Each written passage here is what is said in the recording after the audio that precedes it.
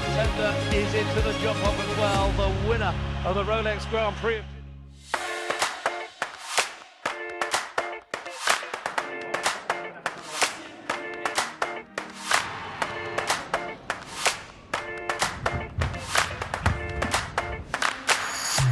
Welcome to the Slam Show, the show that defines everything about the Rolex Grand Slam of show jumping.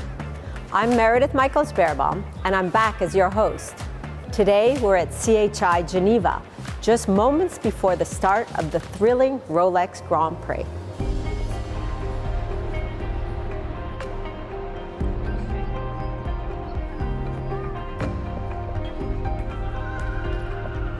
Let's take a moment to look back at some of the highlights from Spruce Meadows Masters. We're going to talk with Martin Fuchs, who had this incredible victory in the CPKC International presented by Rolex.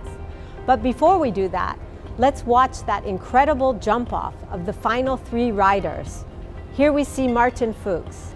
He enters the arena with so much concentration on his face. What is he thinking about? Is he thinking about last year's victory? What kind of pressure does he feel? Martin starts bold. He has a great ride to number 2.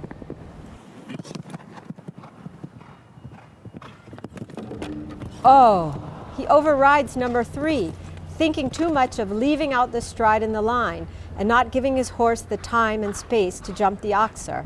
But he holds it together, not letting the fault distract him. He stays on the pace and brings his horse home safely. But will it be enough? And next in is Derek Kenny with VDL Cartello. He's seen Martin, he knows what he has to do. He knows there's only one rider after him. He starts very cautiously, trying not to make a fault. Oh, the rail falls. He speeds up, trying to catch Martin's time. But it's too late. He has no chance to catch Martin. And here comes Daniel Deuser on Killer Queen, VDM. He knows what he has to do. He starts slower than Martin, a little more careful to ensure the clear round. Oh no, he has a fault. Daniel speeds up trying to catch Martin's time, taking all the risk to the last. Ugh! It doesn't work out and he crashes through the last fence, the wall. You can see the devastation in his face. Martin, we just watched you have this incredible victory in the CPKC International presented by Rolex. Tell me a little bit about the emotions that were going through your head at the moment, and did you think it was possible to win a Grand Prix of that nature with one fence down in the jump-off? Really, I didn't believe that I could still win. Going in as first one in a jump-off is always hard, so I really wanted to go for it and put a lot of pressure on my colleagues. And then I actually didn't ride this oxer very well that we saw, where I had the rail down. And after that moment, I was sure that that day I wouldn't win. I wouldn't be able to win. But then when Derek Kenny had a rail and was placed behind me, and then Daniel Deuser had one rail down and coming to the last fence, still then I didn't believe that it would be possible because he was quicker than me. But then he had a second rail down, which was really incredible in this moment. I was actually just on the phone with my girlfriend Simone, telling her that I'm so mad at myself for screwing it up, so mad at myself, screwed it up in Aachen and in Lovell, and now again. And then Daniel has the second fence down, and I was like, actually, never mind, we won! What a great story. It must have been amazing for you. Yeah, it was amazing, yeah. And tell me, this was your second Grand Slam victory in Spruce Meadows, so how did they differ? How were they the same? They differed quite a lot, as in the first win we've had in Spruce. I went in as last in the jump-off. Tiffany Foster was in the lead with a rail down, and not a very quick time. So cantering towards the last fence, I already knew that if we clear it, or even if we have a rail down, that we would be able to win. So this time the tension and the weight was much higher, and then the feeling even extremer. And your wonderful horse, Leonie J. What can you tell me a little bit about your horse and his character, and what kind of quirks does he have? Yeah, Leonice is a fantastic horse. I mean, it starts already in the stable. He's so funny and cute and sweet with everyone. He loves people, he loves other horses, so he loves to work, he loves to jump, so he's very, very fun to work with every day.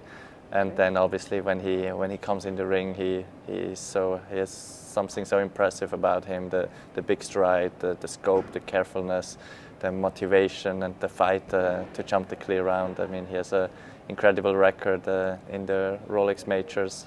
And tell me a little bit about yourself personally, Martin. What do you do to relax? What do you enjoy? Do you have other sports that you take part in or enjoy watching? I actually really enjoy watching American football. I got into it when I spent some winters in Wellington, and I love to follow the sport. It's really interesting, I find, and a very competitive sport, and to see those athletes, how much they put into it, how much effort, how much dedication. And now you're back here in Geneva, I'm sure one of your favorite venues, as a two-time winner. Tell me, what are your expectations and what about the pressure? The CHI Geneva is a highlight of the year, coming here in front of the home crowd, the best indoor show in the world, and you know how it is to enter this arena with the spectators and the ambience we have here. So it really pushes me as a rider to give something extra, to try to be even more focused and more detailed than at other shows. And so far I've been pretty successful here, and I've had a lot of great memories. Great. Well, I'm wishing you all the luck in the Rolex Grand Prix, and thank you for being with us, Martin. Thank you very much, Meredith. Here we are behind the scenes at the PAL Expo at CHI Geneva. Behind me you can see the home of all the horses that are here during this event. You can even see the lorries, the trucks that brought the horses here, where the grooms for those horses will be living for the next couple of days. Let's explore the history of the Grand Slam event and its unique format. This is where legends have been made. In 2013, 3 legendary events, Aachen, Spruce Meadows, and Geneva, joined forces under the Rolex Grand Slam of show jumping banner, creating a unique challenge. In 2018, the Dutch Masters was added, making the competition even more prestigious. Today, the Rolex Grand Slam unites 4 of the world's most iconic equestrian events, commonly called majors or slams. To claim it, a rider must win 3 of these 4 majors in succession, starting with any event. The victories can span over 2 seasons, and the order doesn't matter as long as they are consecutive. It's also important to note that riders can achieve this with different horses. Steve Gardard has been the most consistent competitor in all 4 majors with 9 different horses. He has claimed 3 majors victories over the past 10 years. Scott Brash remains the only rider to have won the Rolex Grand Slam trophy, doing so with the incredible Hello Sanctos. Now that we have learned more about the Rolex Grand Slam concept, let's talk to the only person who has won this prestigious Grand Slam trophy, Scott Brash. He won it by winning 3 consecutive majors. Here's his interview with Jeroen Dubbeldam in Calgary in September. What went through your mind when you realized you had done something that nobody else has done before? I think it was just a whirlwind of emotions, to be honest. When we came through the finish to realise we'd achieved the Grand Slam was, incredible feeling. My owners and family and things were here as well, and that made it extra special. And your horse, Hello Sanctos, he's regarded as one of the best horses of all times. How did you build your relationship? He's an incredible horse. I mean, I think what makes Sanctos so special is how clever he is. And to be able to adapt to all the different types of arenas as well. He could win in a small indoor as well as a big grass outdoor like Spruce. So he was a very unique horse in that way, and I think we just had a fantastic partnership. We really understood one another, and he understood what I was asking of him, and he wanted to win as much as I did. So amazing feeling riding Sanctos. So, and do you have any preference with your horses to ride, for example, here at Spruce Meadows or at the CHI in Geneva or at the Dutch Masters in s-Hertogenbosch or Aachen? Every horse is different, you know, so some horses would prefer indoors more so than the big material that we see in Spruce. I love competing outdoors mainly, but Geneva is also an incredible arena, very big, a bit more like an outdoor, and then you've got s-Hertogenbosch, very good, but it's going to be a different type of jump off, if you like. Yeah. You expect to need a bit of speed for the Dutch Masters, Definitely. Whereas in Spruce you're probably looking at more of a jumper, and to jump clear you might not need to have the quickest horse in the world. So they're very different venues. I think that's what makes the Rolex Grand Slam so unique, and that's also what made Sanctos so special, that he could achieve sort of all those goals in each of those different types of arenas. After winning, you know, such a monumental as the Rolex Grand Slam, what keeps you still motivated? Any big dreams still for you in the future? I would love to win it again. and actually Ursula was very close the next year. Second in Aachen, one here in Spruce, and third in Geneva. I think it is possible, you know, to be done again. And the journey that I was on, I think there was no better journey in my life, you know, than that. So I would love to be on the road again as one of the Slam winners and try to achieve the Rolex Grand Slam of show jumping again. Thank you so much, Scott. Thank you very much.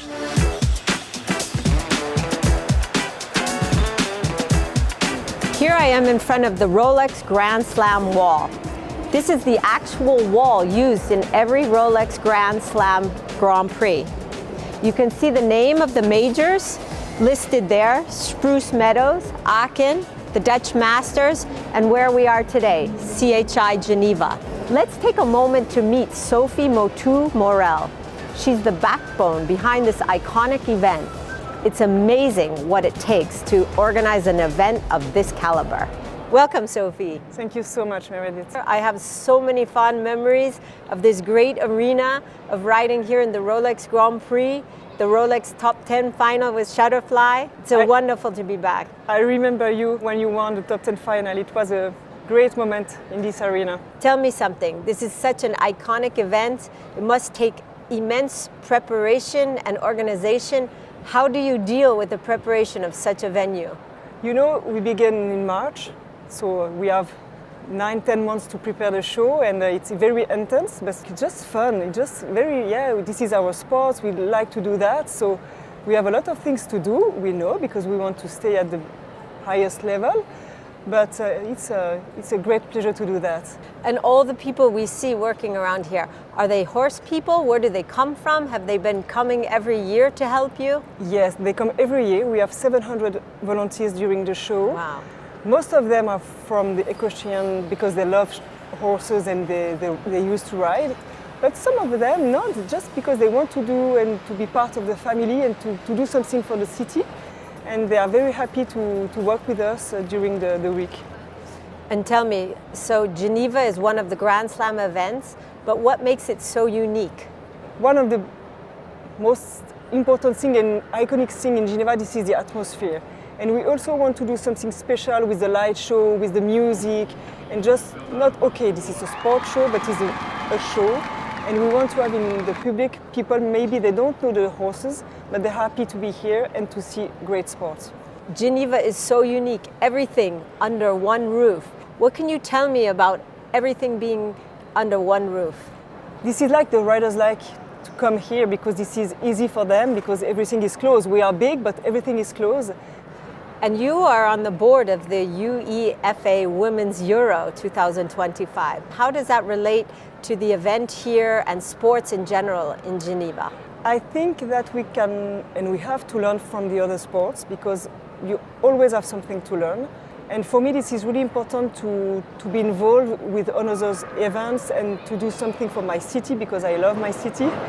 When you are in other committee, you can share with some people with different point of view. And if you want to improve your show, it's really, really important. Sophie, thank you so much for your time. I wish you all the luck with this year's event. And now we will turn to the top challengers for the Rolex Grand Prix this year. Let's start instead with a couple of our picks, like for instance, Olympic champion from 2021, Ben Mayer. Ben has been a British sensation. He's a veteran of the sport. He has a history of being excellent in high-pressure situations. And it seems like Ben always shows up with a new talented horse under his saddle. All eyes are on Ben to see if he can clinch the title in Geneva. Next is Steve Gerdard, one of the true legends of the sport. The Swiss rider has won a Rolex Grand Prix 3 times in his illustrious career, and each of those victories has come from a masterful partnership with his horse. Steve, a former Olympic champion and now the 2024 Olympic silver medalist, has the home advantage here in Geneva, and you can bet he'll be looking to add to his legacy. Next is Ken Farrington from the USA, known for his speed and agility in the jump-offs. Kent is a fearless rider. He has consistently won amazingly fast jump-offs. He's absolutely fearless, makes turns that no other can copy, and is second to none. Kent is hungry for another big win. Keep your eye on him if he makes the jump-off in Geneva. And finally, we have one of the sport's rising stars, Richard Vogel. Richie is a young German rider who has been making waves recently. His determination and fearlessness in jump-offs have at times been absolutely unbeatable. Recently, he joined the prestigious ranks of the Rolex Testimonies, a testament to his remarkable achievements and the bright future that lies ahead. Richie is the reigning champion here in Geneva, and he will be partnered up with United Touch once again to defend his title. Come with me to meet Richie Vogel in person. Richie, so great to have you here with us. Thanks for letting me be here. You had an unbelievable win here last year, and I will never forget watching that jump off. I mean, it was absolutely fantastic. But tell me a little bit about that. Tell me how you do that. Do you plan those turns? Do you walk the number of strides between those jumps? Or is it just gut instinct that makes you so fast? No, in fact, I actually walk it. Okay, I have to say biggest credit obviously goes to United Touch. What he makes possible is out of this world. I never experienced a feeling on another horse like the feeling I have on him. The way he can jump those oxers out of such tight turns is quite unique, I think. It was amazing, and I think that's really good advice for the younger generations, that they should plan their jump-offs even more than maybe some of them do. Yeah. And you mentioned United Touch. He's just an amazing horse. But the horse had other riders before you, and they didn't have quite the success. So what can you tell me about him and your partnership with him? What makes it so special? Yeah. Okay, I think United is a horse that typically, needs a little longer in the education process. So I have to give a huge compliment to the riders that had him before. They obviously did a good job with him. They just at the shows probably didn't have the success we have now. But also for United, it's very important to have Felicia, his groom. They for sure have a tighter bond actually than I have with him. Because she simply spends more time with him. She knows him inside out. She can tell me already before I get on how he is, how he feels that day. They don't communicate with words, but they communicate in their way. So Richie, we know a lot about you as a competitor, but tell us a little bit about you personally. What do you like to do in your time off, if you ever get any time off, and what kind of activities or sports do you do aside from riding? Other hobbies do not exist so much, to be very honest. If we're not competing in shows like here in Geneva, we have a lot of young horses at home. We try to, kind of build the future, create the future. So we try to invest a lot of time in our young horse program.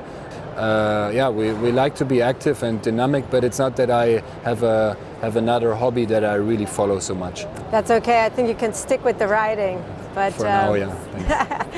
Anyway, thank you so much for joining us. We are all very excited to see you and United Touch out there in the Grand Prix, and we're wishing you the best of luck. Thanks for having me. And thank you very much. What an amazing journey it's been here at CHI Geneva. It's been fun to explore the passion, skill, and dedication behind this amazing event and what makes it so unique and part of the Rolex Grand Slam of show jumping. It's been an honor to be your host and bring you closer to behind the scenes and introduce you to some of the best riders and their horses. We are just moments away from the beginning of the Rolex Grand Prix. I can't wait to see who will be crowned the champion. Thank you for joining me on the Geneva edition of the Slam Show. And don't forget, the journey never ends. I'll see you at the Dutch Masters in the Netherlands.